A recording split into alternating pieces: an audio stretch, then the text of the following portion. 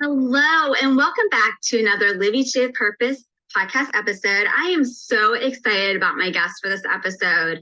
I know that this will be a very encouraging and inspiring episode, and I think that when you hear this guest story and listen to her bio, you're just going to be in awe.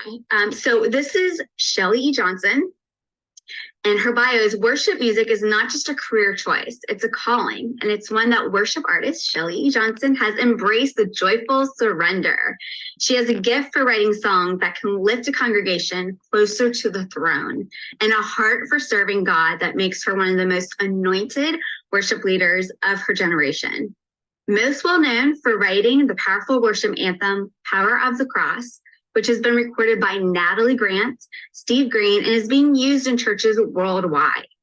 Shelly has spent the last decade serving the church by writing songs and traveling the country, leading worship for events of all kinds, sharing her heart and ministry. Shelly has released 7 studio albums, 13 singles, and written hundreds of songs, many of which have been published by Lifeway, Brentwood, Benson, Word, and Prism Music, and has toured North America with renowned Irish hymn writers Keith and Kristen Getty. Shelly has served on staff as a worship leader at Brentwood Baptist Church in Nashville, Tennessee from 2005 to 2011, First Baptist Church, Woodstock, Georgia from 2012 to 2015, Woodstock City Church, a campus of North Point Ministries from 2016 to 2021, executive worship pastor at Restoration Church in Alpharetta, Georgia from 2022 to 2023, and currently serves as interim worship pastor at Thrive Chapel in Woodstock, Georgia. In October 2017, Shelly released a stunning Christmas album, Christmas is Beautiful, and she and her band partner with churches around the country to present the Christmas is Beautiful tour each Christmas season. In May 2022, Shelly released a long-awaited brand new worship album called Great Awakening. This album is a soundtrack of what the world has endured the past 3+ years, filled with songs of worship and prayer in response to the great revival God is bringing about in the world right now. Shelly and her husband, Jack, have been married for 18 years. They have 2 children, daughter Mary Carson, age 7, and son Brooks, age 3. And you actually have a new song that's going to be released coming up July 7th. Is that correct? I do, yes. So I have a new song called Back to the Garden that is coming out on July 7th, which is, I don't know when this episode is going to air, but it's a week and a half from today, but it'll be out on July 7th. And I'm really excited about this song. It just is really the journey the Lord has been taking me on, just with worship and really getting back to a place of simplicity, just in worshiping Him, and just the simplicity of walking with Him in the garden. And, I think my journey, as you heard from my bio, just a lot of years journeying through church world, just serving on staff at different churches, and just the whole movement of modern worship that I've watched happen over the last really 20 years. And I think it's sort of come to a place of God is really purifying His bride right now. And He's really separating, He's really separating the lukewarm from the truly passionate followers of Him. And so this song for me was really just felt like a calling from Him to just return back to the garden of a pure place of worship, where it's not about the stage and the lights and the screens and the numbers and the people and the personality driven churches and all of that, but it's really just about the purity and the simplicity of having a relationship with Jesus and letting Him sing over us and love us and walk with Him. So I hope this song it's really different sonically from any song I've ever put out. It's definitely has a vibe to it that I absolutely love. And even just the track itself, like even if you just muted the lyrics and the vocal and you just listen to the track, it's just a really peaceful track that when I heard it the first time, it just really took me on a journey. So I'm excited for people to hear it. Oh, I can't wait. I will say that, after reading your bio, the anointing, I can totally attest to that. Listening to Shelly's music, I could feel the anointing. And her music has had such a profound impact on me. And this is kind of how we connected. So I had, for my viewers and listeners to know a little bit about my story, I was looking for a song around Mother's Day, for a bereaved Mother's Day. And this song is something that Shelly's going to be able to kind of talk about because we went through something similar. And I had, for those of you that are well aware of my court case and my story of being sexually assaulted, I had become pregnant from that, and then I miscarried. And this was really the first time this year that I was able to really deal with it, to acknowledge it, and to start to grieve it. And I was trying to find a song that could really speak to what I was feeling. And I couldn't find anything until I listened to Shelly's song, Heaven Someday. And oh my gosh, the tears started flowing, but they were tears of healing. And I mean, there was things that I had drawn pictures just to kind of help with dealing and healing with my grief. And one of the things I had put on the picture I drew of my child was Job 121, about how the Lord gives and takes away. And in the very lyrics of this song, and I wrote this before I ever knew anything about Shelly, before I ever heard the song. It even says, hallelujah to the one who gives, hallelujah to the one who takes away. And some of the other lyrics of Heaven Someday were, I never got to see your face or had a chance to choose your name. Before I got to say hello, I had to let you go. And I felt more peace in my grieving. I think it was just very hard. And I mean, you'll be able to attest to this, because the whole reason you wrote this song was because you had suffered a miscarriage as well. And so I had to reach out to Shelly and just tell her how much her song meant so much to me, because it really helped to start that healing journey. And I think this goes to show the power of worship, the power of music and ministry. And I love the other lyrics where it says, blessed be the name of the Lord. In every season he is good, because even when things aren't good, God is still good. And sometimes that's really hard for us to process. How can God be good when things are not good? But he really is good regardless of the circumstances. And so I want you to share about this song, but I also want you to share about your story, because today we're going to be talking about the death of dreams and how do we navigate that?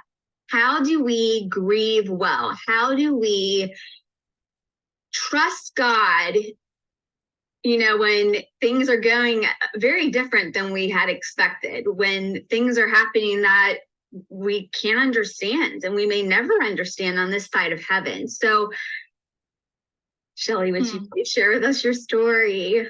Yeah. So, wow. It's hard to even know where to start, because it just feels like it's been so much. This is such a journey that the Lord has taken our family on for so many years. So for me, I lost my dad to cancer as a kid. And that's really where everything started for me.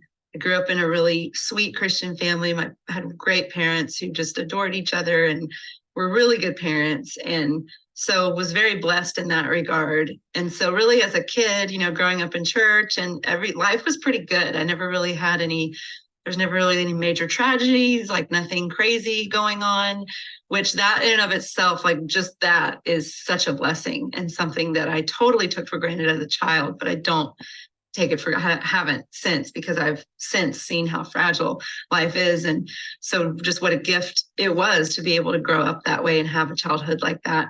But then everything changed when I was 13. My dad got diagnosed with cancer, and he was only 45 years old. And it was very sudden, and it was a very aggressive cancer, and it just was out of nowhere. And so, it set us on this journey of begging God to heal my dad. And it was during that season that I watched him battle cancer that God began to pour songs into me. And, I'd grown up doing music, started playing the piano at a really young age, but when I was 13, watching my daddy battle cancer, it was just like my piano became my sanctuary and my safe place with Jesus. And so God just started pouring out songs, and it was just this incredible time in my life, because even though it was terrible, time in my life, it was also amazing what God was doing in me and just the way he was ministering to me through these songs he was giving me.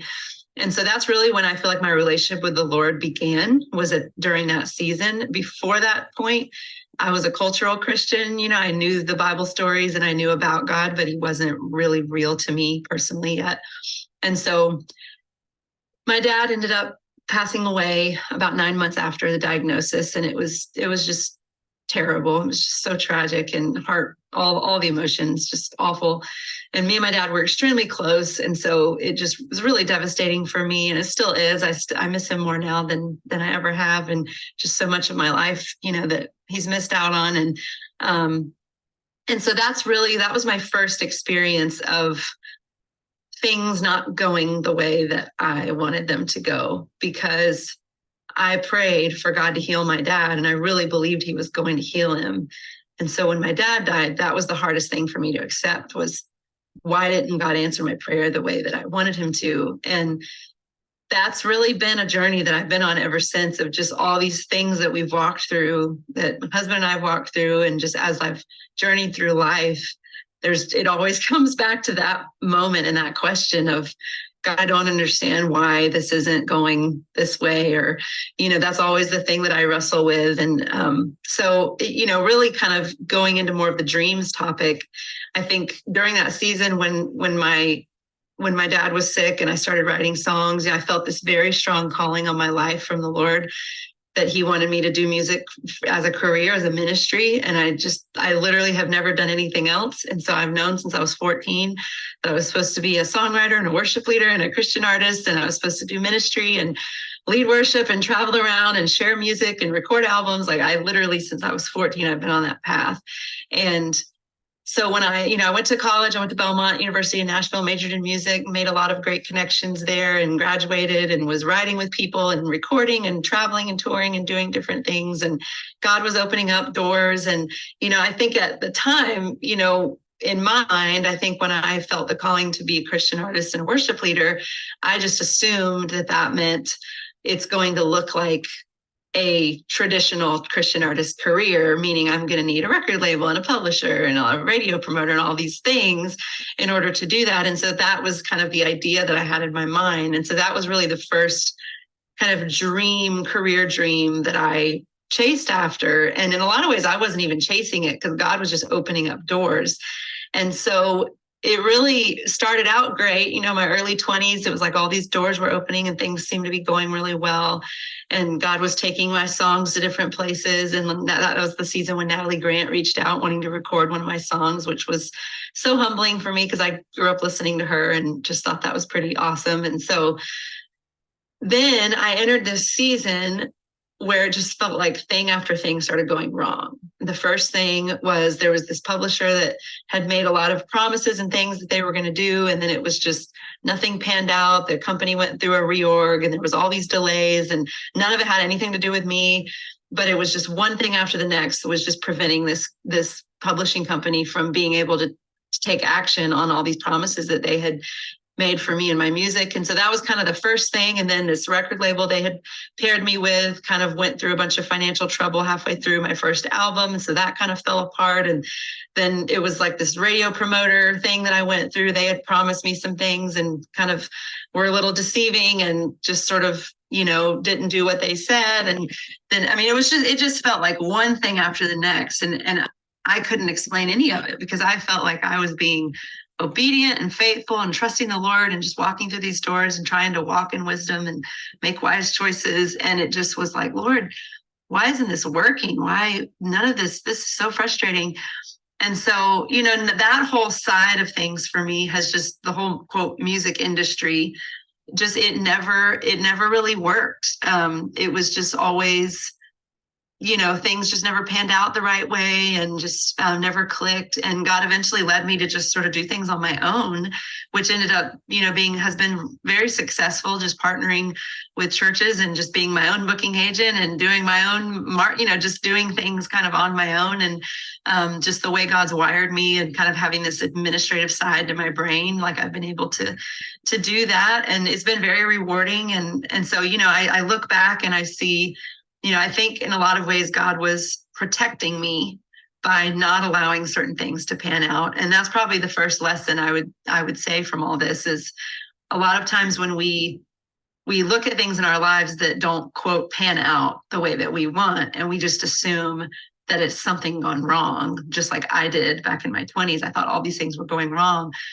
But then years down the road, every single one of the things that fell through, something ended up being exposed later that showed me how God was protecting me from aligning myself either with that company or that label or whatever it was.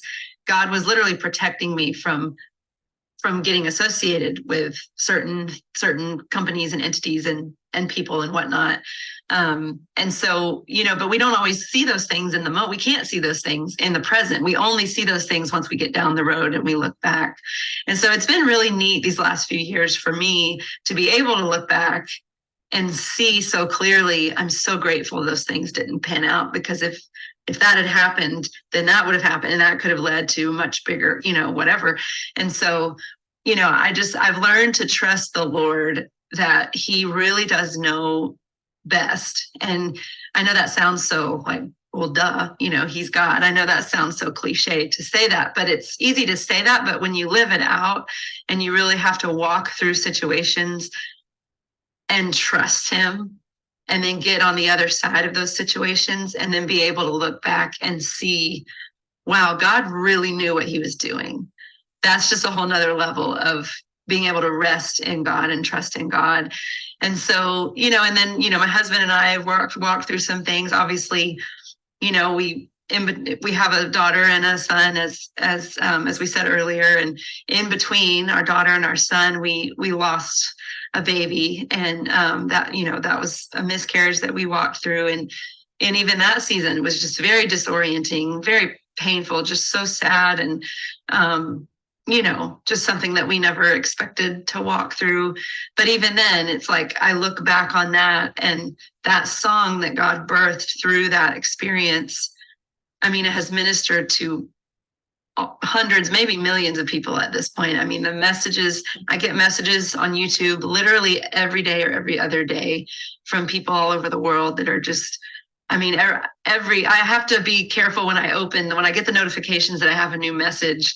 I sometimes have to wait to open it, because literally every single one of them brings tears to my eyes. And so if I'm not in a place where I can cry, I'm like, okay, I'm going to wait and look at this when I know I can cry, because it's so heartbreaking what people have gone through and the loss that they've had. And so just the way God has used that song to minister to so many people, and that song would never exist if we hadn't gone through what we went through. That song would never have happened. And so again, it's like trusting the Lord. He knows what he's doing, and it's not always, very rarely ever going to be easy or comfortable for us. But truly trusting him is saying, God, however you want to use me, I'm yours. So I love that verse, and I've been reading in Job, and I love the verse that says, though you slay me, I will hope. Mm-hmm. And I just love that, because, we want a comfortable life. We want an easy life. We don't want to hurt. We don't want to have painful things happen. But that's not going to happen until heaven. And so while we're here, it's almost like we have to just embrace the reality of, Lord, however you want to use me, like, though you slay me, I will hope. If I have to suffer, if I have to go through difficult things, however you want to use me for your kingdom, like, that is trust. That is the ultimate level of, God, I trust you. And so most recently, we've been walking through a season that has really felt like the death of a dream. So my husband, Jack, we've been married 18 years, and he's just, I mean, I know I'm biased, but he really is just the most wonderful man, humble, kind, gentle, the most selfless, servant-hearted person that I've ever known. And we've known each other forever. Our parents were friends, our grandparents were friends. Share that story. Really story. Yeah, so we have a really crazy story. So our grandparents went to the same church. And so because of their friendship, our parents grew up together. Like, our moms grew up like having sleepovers and going to youth camps together and stuff. And so because of that friendship, my mom actually introduced Jack's parents to each other. So my mom knew his mom and she knew his dad, but they didn't know each other. So she sets them up on this blind date, and then the rest is history. And so we just have this crazy, story. And we actually have a picture of Jack holding me as a baby. So we're 8 years apart. And so Jack's the same age as my oldest sister. I'm the youngest of 3 girls. He's the oldest of 3 boys. And so once the summer after, or the fall after I was born, my parents were visiting his family. They were living out west, and we went to visit them, and they loved babies because they really wanted to have another baby, and it was taking a long time. And so they were so fascinated with me. So there's literally a picture of Jack as an 8-year-old boy sitting on the sofa holding me as a 5-month-old infant. It was just so crazy. So you just never, I mean, clearly God, he has a sense of humor, but yeah, so God just, I mean, it was so obvious the way God just had our steps ordained from so long ago. So, our journey, we've been married 18 years. And so for 22 years, so longer than Jack has been married to me, he was at a company, and he started right out of college and started at the bottom and worked his way up, and God just blessed him there. And he had this amazing career, 22-year career, and just was living his dream. It was in his dream job, and he's really passionate about leadership. He's an incredible leader, and he's just really awesome at leading people, serving people, managing a team, all of those things. And so he was smack in the middle of his dream job, loving life, just crushing it, doing great. Everything was going great for him. And then last July 5th, so almost a year ago, literally out of nowhere, he got laid off. The company was going through huge layoffs, literally laying off tens of thousands of people, and they're still doing it this year. It's crazy. And he just got caught up in, unfortunately, just a big, massive company layoff. And so it was really devastating for him. And he still is waiting on the Lord. It's been almost a year, and he still does not have anything. He still is just waiting on the Lord. He's interviewing, doing all the things, and doing all the things you're supposed to do when you're looking for a job. And it's just like God has been, I keep telling people, God has been so faithful to close doors. So we're just waiting for God to open the door, because he's definitely made it very clear which doors he wants closed. So that's been really hard, for me, that's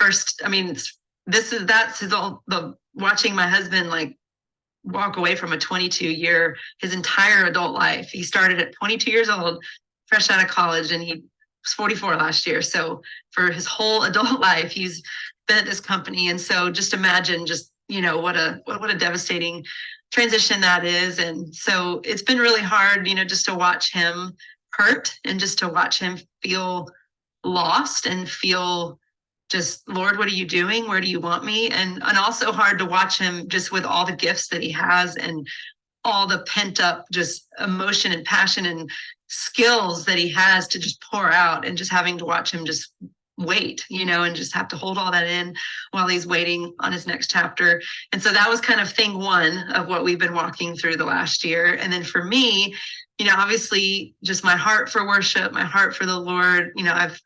I've been in church my whole life. I love the local church. I believe that God uses the local church as his hands and feet to impact the world. And so I love, I've always had this calling in my life to be a worship pastor, and always felt like that was going to be a part of my story. And even though I had served on staff at churches over the years, I had never been in that, worship pastor role at a church. And part of that, growing up Baptist, being a female, that's not really something that might be starting to change a little bit. But up until, recently, being a female in the Baptist denomination, they don't really ask females to be worship pastors. And so I think for a lot of years, I felt just discouraged and thinking, God's given me all this leadership, this, passion for leadership, and being in that type of role, but I couldn't really see how that would, ever open up. And then literally out of the blue last year, God opened a door at a church here about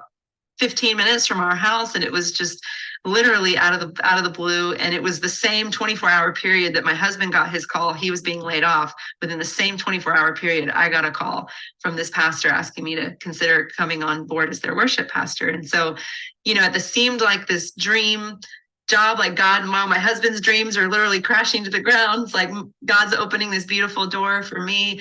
And it just seemed so incredible. And so I ended up going on staff at this church last summer, and it, started out really well. And it's a whole nother story, probably for a whole nother conversation.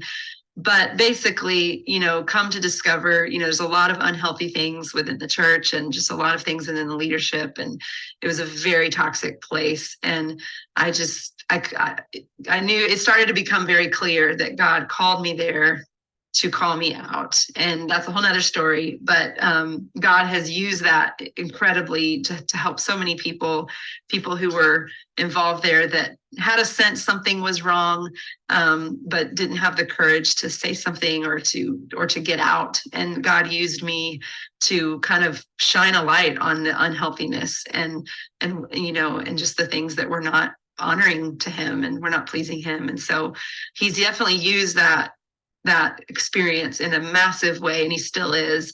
But at the same time, it was very hard for me, obviously, to come into a season where I'm thinking, oh, I'm going to be here for years and years and years. This is going to be a dream job. This is going to be amazing.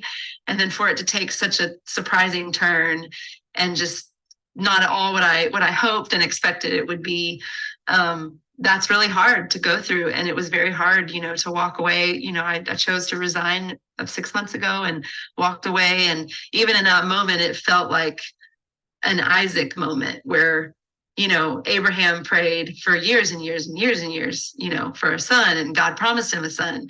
And then he finally gave him a son. And then what does he ask him to do? He asks him to let him go and to sacrifice his son. And Abraham had to have so much trust in that moment, that God knew what he was doing, and God proved himself faithful, that he did know what he was doing. And he provided a ram in the thicket, at the 11th hour, he provided a ram so that Abraham didn't have to sacrifice his son. And so I think God has just been teaching me, when he asks us to do something, he's so pleased with our obedience, and obedience is literally all that matters. God doesn't care about success or just all these things that the world cares about. He just wants us to be obedient to him, and he always honors obedience. And so I think my husband and I just find ourselves in this place of we're in that in between of we're kind of waiting for the ram in the thicket moment. We know we've been obedient. We know we're right where God wants us, but we're just waiting on him to reveal, what does this next chapter look like? And it's hard, it's hard to wait because we live in a world that is instant, everything, Amazon Prime, Amazon Now, Amazon, it's like you order something and you get it right away. And, everything is immediate, and we're so conditioned to just have everything right when we want it, right when we need it. And God's kingdom just does not work that way. And, even just an analogy that I think of a lot, like our kids play outside a lot, and we have, backyard, and we have plants and trees and little bushes and things. And it's like, we have some little trees that we planted, and we planted them 2 years ago, and they're like really pretty. They're supposed to have really pretty blooms. And I love flowers. I love color. I just love looking at it. And, even that has been a lesson for me. If I'm like, well, how long is it going to take for these trees to start really showing their blooms, and even that is such a picture, like nature is such a picture of you plant a tree and it's years before you really start to see the fruit. And God is in the long game. He's not in a hurry. And so we really want to walk in step with Jesus. We have to learn how to be patient and really just wait on him. And he's not concerned with our timeline, and he's not concerned with our, the hurriedness that we live in. And so there's just so many lessons all around of just learning how to be patient and wait on him. But it's really hard when you're in a season of just feeling like lost and like your dreams have just not panned out the way you hoped, and just choosing to know that God knows what he's doing. And so even still, with everything we've walked through and all the faithfulness that I've seen in the Lord, sometimes I beat myself up and I think, why is it so hard to trust? Like, I should know by now, I should know how faithful he is. But it just shows our humanity that even, I think about the children of Israel, like they saw God do all these miracles when they were slaves in Egypt, like all these like frogs flying everywhere, locusts, like all these crazy plagues, all this crazy stuff, like these signs and wonders. And then he watches God literally set them free. They finally get out of Egypt. And then they've watched God literally part the ocean right before their eyes. they walk across, they have walls of ocean on either side. I mean, they've seen all these incredible, mind-blowing things. And then they get to the other side, they get into the wilderness, and then what's the first thing they do? They start complaining and questioning and doubting God. Like, God, why have you forgotten us? How could you lead us out here? You should just let us die in Egypt. And it's just such a lesson of our humanity, of no matter how many times God is faithful, we still, how hard it is for us to just trust him and to just rest in who he is. And so that God's really teaching me a lot about that right now. And this season for both me and my husband has been very much just learning, like, do we really trust him, or do we just say we trust him? And so that's and sort of a nutshell of kind of where we find ourselves at the moment, and how we're learning to just lean in to him and rest in him, and not toil and not fear and not stress. Yeah, completely. You and your husband have experienced a lot of seasons and grief that a lot of other people have experienced, and especially married couples, that takes a toll on a marriage, and for some has ended their marriage. So how have you guys supported each other as, your dream of being worship minister and his dream ended? How have you guys been able to support each other and grow closer, and not have that cause separation between you two? Because I'm sure this is something that a lot of other couples are trying to navigate and figure out. Yeah, no, that's a great question. It's definitely been a journey for us. I think, for me, I'm having to learn and remember, that we're wired differently, and just like everybody's wired, uniquely. And so the way that I've had to learn how to give Jack the space and the freedom to process this the way that he processes things, and to not try to impose, like, well, if it were me, this is what I would be doing, or this is how, because it's not me and I'm not him. And, God has so beautifully wired and gifted him a certain way, and that wiring has served him very well. I mean, he did very well for himself, just God really used him and his gifts. And so, I think for me, it's just giving each other that space to just be who you are and process things the way you process, and not try to expect the other person to handle it the way necessarily your wiring would handle it, or you would necessarily think through it, but allowing them to be uniquely them. And I think another thing is just truly supporting each other. Because I think a lot of, just because of our history, and we were best friends before we were ever anything else. And so friendship has always been the root of our relationship. And so there's just we just genuinely care for each other. We want to see each other be happy and doing well and thriving. And so, I think it was really evident, just, it was kind of shocking for me, I think, how, it wasn't just a blow for Jack, like when he got let go, like it hurt me, because that's how much I was feeling his hurt. I really had a hard time. I couldn't even talk about it without crying for months, because I felt what he was feeling, because I watched him just for, all those years, watched him work so hard and give so much of his heart and energy to that company. And then to just watch him be hurt like that, it crushed me. And so I think just being able to carry each other's burdens is really big, and just vent, having a safe place to vent and cry, and just learning how to have empathy, not having to fix anything, but just allowing the other person to just be hurt or angry or frustrated and cry, and just cry it out and unload the emotions, and just being there to listen and cry with each other, and not having to have an answer or a solution. Well, you should try this, or what if we do this, or what, none of that is helpful. And so I think I've learned a lot about just true empathy, and truly being able to just listen and just empathize and be in the emotion with the other person is so healing and so helpful. Because there really is healing in tears. It really, some people try to suppress those kind of things, but it really is so healing when you just let it all out and process. And just be in real time with your emotions and your grief, and just allow yourself to let it all out and not try to hold it in or rush it or ignore it. So I think that's probably been, what's really helped us. I mean, obviously just depending on the Lord, but, just really creating those, like acknowledging that it's okay to not be okay. Like, it's okay to be frustrated. It's okay to say out loud, like, I feel lost right now. I'm angry at God right now. I don't understand what God's doing. Like, God can handle it. Just read the book of Job. He can handle it. And so God can handle all of our anger and our emotions. And it's really healthy for us to do all of that, because it brings us closer to him and closer to those around us and the people we're walking through life with.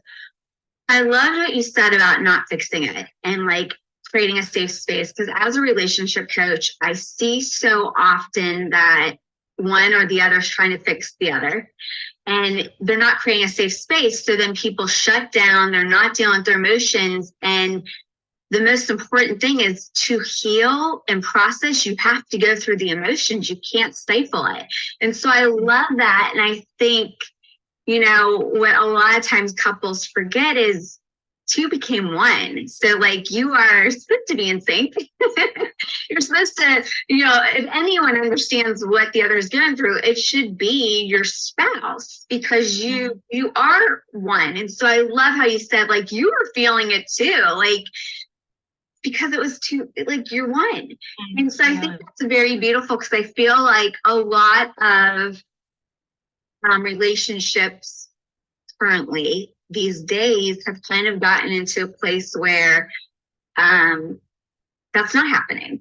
Like, they're not, there's not a lot of empathy, or it's not a safe place to really feel things, or to, like, no one's saying it's okay to not be okay. It's kind of a thing of, okay, come on, all right, put on your big boy pants, put on your big girl pants, and tough it out. Like, and that doesn't help anybody.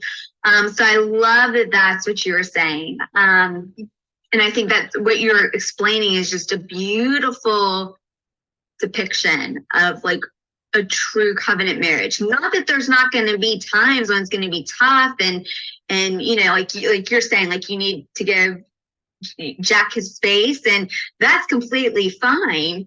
But like, when they're struggling together, helping to carry each other's burdens, like going through the emotions and feelings together, which I think is just great. Yeah. Well, and too, I think this is just a general rule of thumb that served us really well over 18 years. I can't even believe it's been 18 years. That's just such a crazy number. Over 18 years of marriage is really just looking, because, we see a lot of couples, they look at marriage as, two people doing life together, but you really have to view, like, everything is ours. Like you were saying, you are one. And so you're a team, so you have to view everything as we, like, there's no more I and you, it's we. It's like, we are going through this. And especially with parenting, I mean, oh my goodness, like, just, I don't know how couples make it with parenting when there's not a team, like, yeah, because you need each other, and you have to tag team. Like, some nights it's like, he's doing dishes, I'm doing bath time. Some nights he's doing, bath time, I'm doing this. Like, you just you tackle what needs to be tackled together.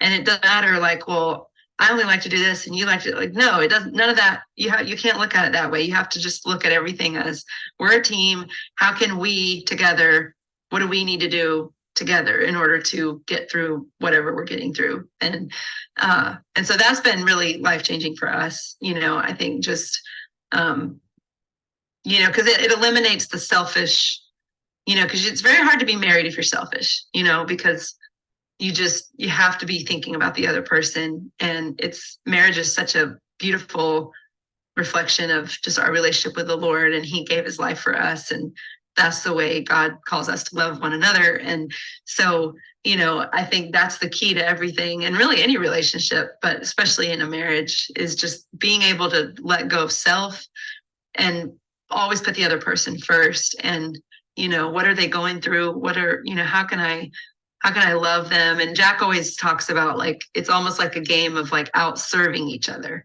So it's like, how can I rather than thinking like, what do I need from this person, or what, it's like, well, what can I do to help them? What can I do to love them better?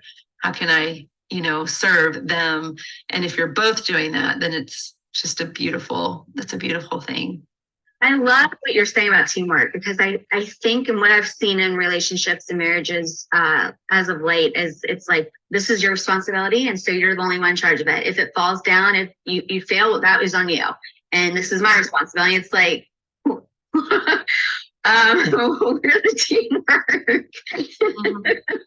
I can remember I saw some video, I think it was with Brene Brown, and she said that she'll have talks with her husband, and on really tough days, they'll say, okay, where are you at? What percentage can you give? And she said, one day it was like, I'm a good solid 18%. And then she was like, yeah, I'm a good solid 25%. Okay, so we're not at 100. So we just need to bring everything we've got and work together, because you feel like you're completely spent and depleted and don't have anything to give. And I feel the same, but this is what we're working with. So let's just do it.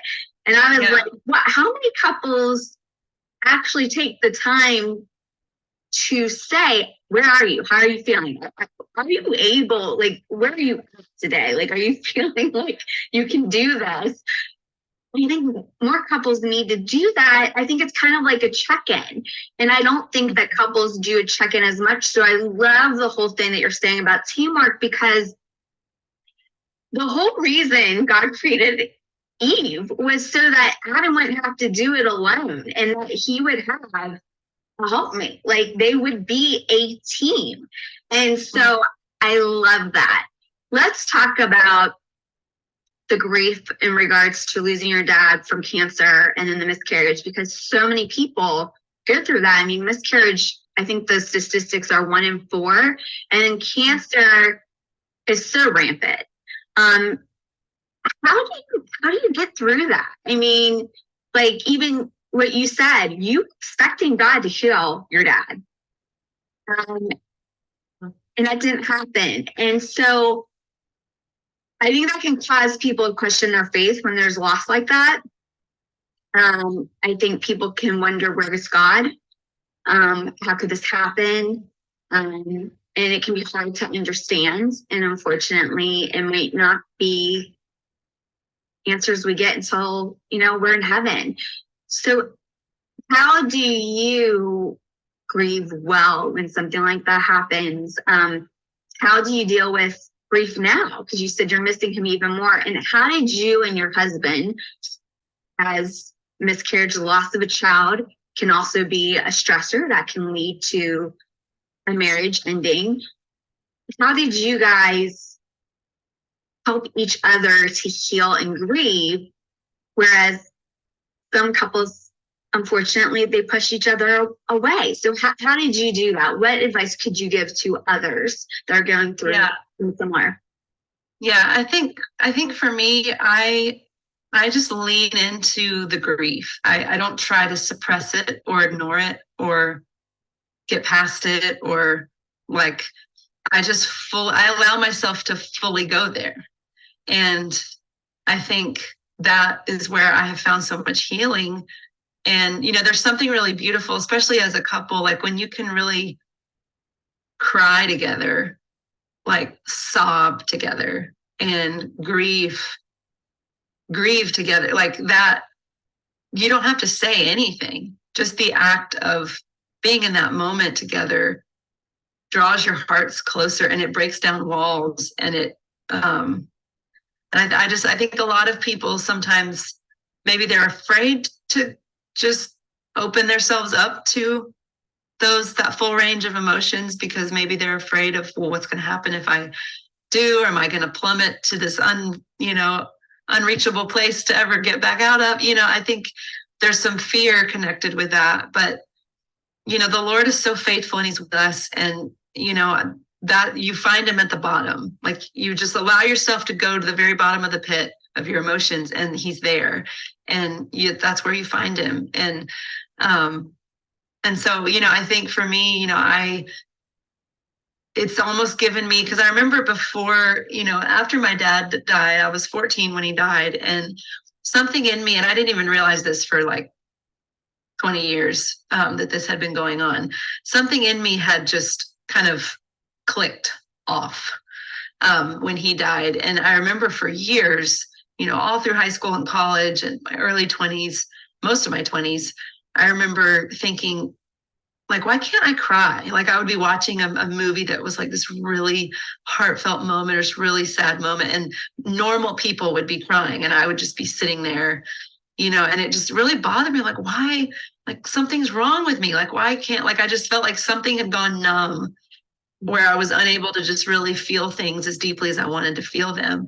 And then when I became a mom, like, I remember the moment my daughter was born, and like, I saw that little face for the very first time, and just like, whatever that thing was that was clicked off for all those years, like, it clicked back on. And ever since I became a mom, I mean, I cry. I mean, my daughter loves to watch like Disney movies, like at Tangled, like at the end of Tangled, when Rapunzel meets her parents. I mean, I'm just like a wreck every time. I just sit over there. I'm just, and so it's just like, I mean, and I love it because it's like it's given me like a tender-hearted, like, being able to feel things again is such a gift. And I think a lot of times, we're afraid to feel because we only want to feel the good things. We don't want to feel the bad things. But if you shut it off, you shut it all off. And so it's like it is a gift. Like, our emotions are a gift. And so we need to fully embrace those, because God created us as emotional creatures, that we feel things and we have these emotions. And, it's a huge part of our relationship with him, is being able to connect emotionally with God. And when you don't allow yourself to feel those emotions or to go there, you're literally putting up a wall between you and God and you and other people. And you eventually just kind of become a prisoner of your own making, not being able to really feel these amazing things of life. And so, yeah, I think that's been really how I've dealt with all of it, is just, when something comes in my mind or a moment of grief hits me, I just sit in it. I don't try to block it out or ignore it.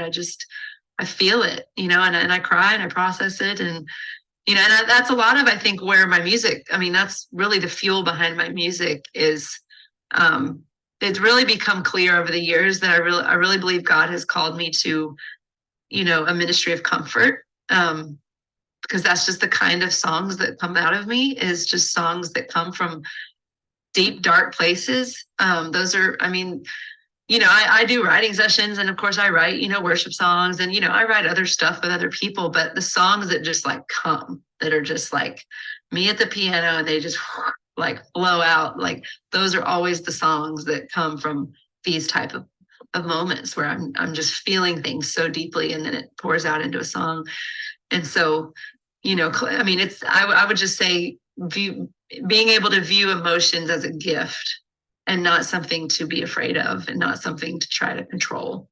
I mean, obviously, certain moments we need to control, like anger and different things. Like, there are certain emotions we do need to learn how to control. But when it comes to just true, like, heartbreak and grief, just allow yourself to plunge beneath, and Jesus will meet you there and bring you back up.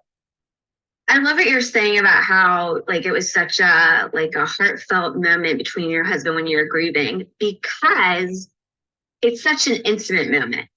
And it's become very apparent that there's a lot of people that are afraid of intimacy. They are afraid of feeling the feelings.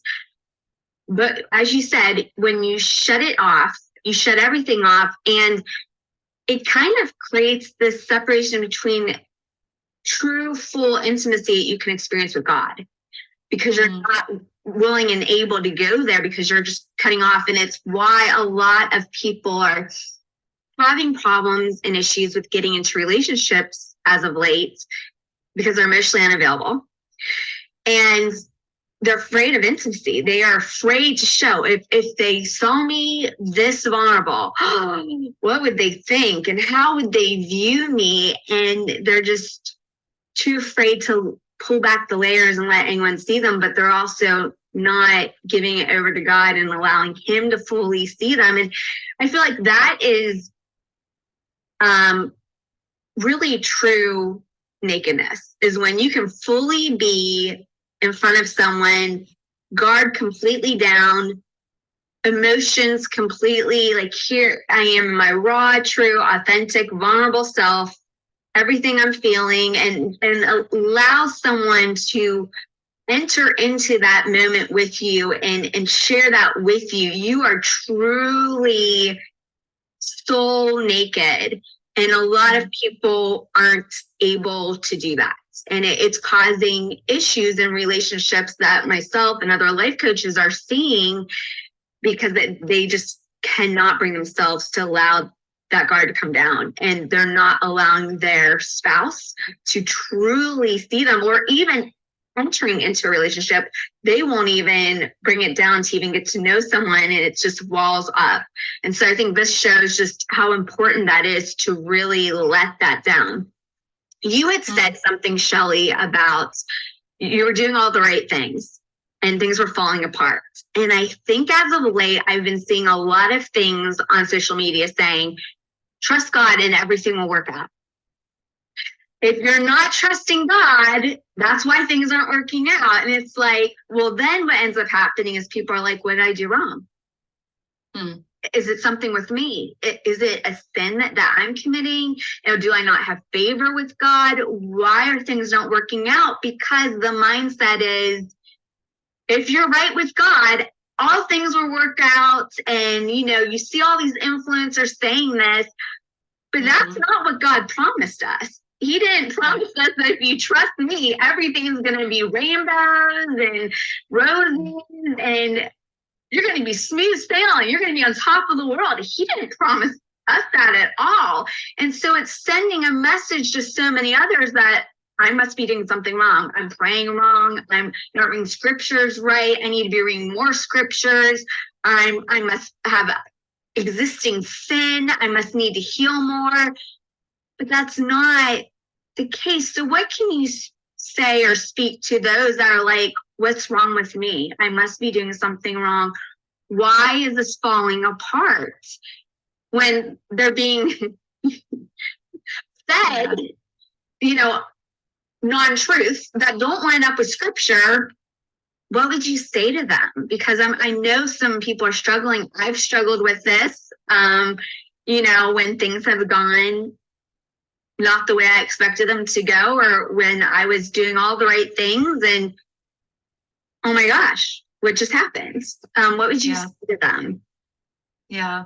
Well, you're right in that, Jesus promised the opposite. He said, in this world, you will have trouble. And so he promised that we would have trouble. And, following choosing to follow Jesus is not signing up for a life of comfort. It's signing up for an adventure of challenges and persecution and, all these things. And, I think too, I think sometimes when God frustrates our plans, it's a sign that our plans are not lined up with his plans. And so it's a moment where we have to say, obviously this isn't working out because God doesn't want it to work out. Because when God wants something to happen a certain way, it happens that way because he's God and he does what he wants to do. And so when God really wants a door to open, or he really wants a path to go a certain way, he will make it happen. And so if it's not happening, then obviously he has a different plan. And that's just something I've had to surrender myself to is, okay, Lord, for example, just with what my husband's been going through this past year, there have been quite a few jobs that have come up that were a perfect fit, almost the exact same role as what he was doing previously at his last company. Perfect fit for his wiring, his skill set, checked all the boxes, and the door closed. The door didn't open. And it's like, we look at that and we say, okay, well, obviously it made sense to us, but obviously God didn't want you to be there. And so he closed the door. And so, I think in those moments you have to just trust, in our flesh, it's like, it's so frustrating because it's just like, why? This doesn't make any sense. Like, you have all this experience and skill set, and like, why won't somebody just give you a chance, but it's also this still small voice of God saying, because I've set you apart for something specific and I'm not going to open that door until the right time. And so that's a higher level of trusting to say, okay, there's a reason. It's interesting. Last year, last spring, so almost a year and a half ago, God gave me this vision. It was just something that I saw in my mind. And it was this picture of this really long hallway. And along the sides, so it's just like the width was like the width of two people. So it was just this skinny, long hallway. And on both sides of the hallway, all the way down on the walls, was just door after door after door after door after door. So it was just a wall of doors, like a hallway full of doors on either side. And at the end of the hall, there was like way, way, way down the hall, there was this big door, and all the doors were closed.